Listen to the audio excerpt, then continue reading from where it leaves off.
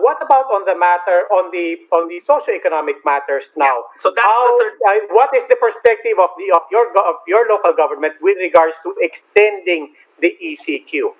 Okay, that's the third. Sabi ko kanina, security would be DILG, I guess. Medical will be DOH. The third will be DSWD, social welfare. Just to give you an idea, one step backwards, when the ECQ was declared, we did 112,000 food packs, the local government. They come in food vouchers that you claim in one of our 24 satellite city halls para may social distancing.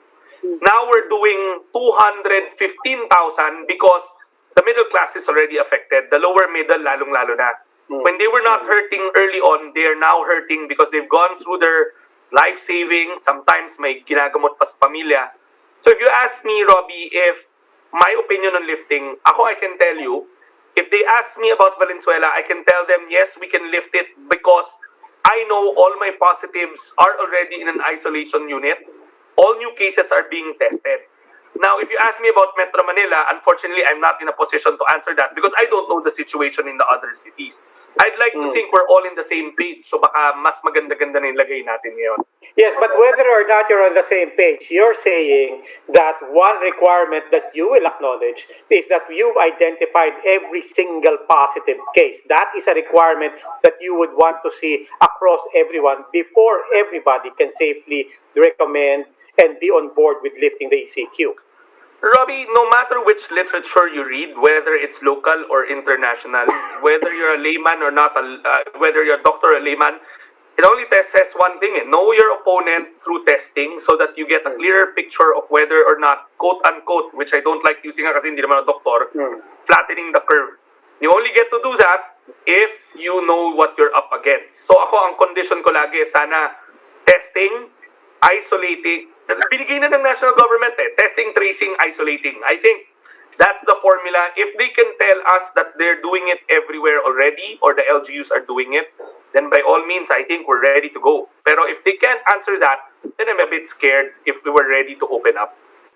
If you're saying that you're actually ready for a lifting of the lockdown, are you... Amin lang ma'am, sa amin lang. Yes, sa inyo lang. Are you seeing a modified lockdown like the national government is now considering, or are you ready for a total lifting?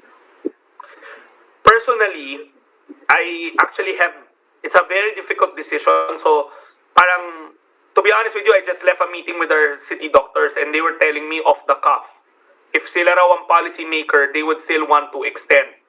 But ako kasi I see the difficulty in doing the feeding of people around the clock. Medyo mahirap.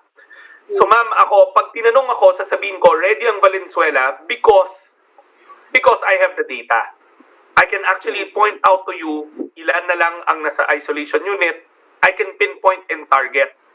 But then again, iniisip ko, pag modified, where they select areas, I was wondering, how do people... The cities of Metro Manila are interconnected. We may be 17 cities, but we don't survive by ourselves. So, halimbawa, I would assume sa huling tala ko, parang 30% of our population actually from Valenzuela works in QC, Manila, Makati, Taguig, So especially the younger ones.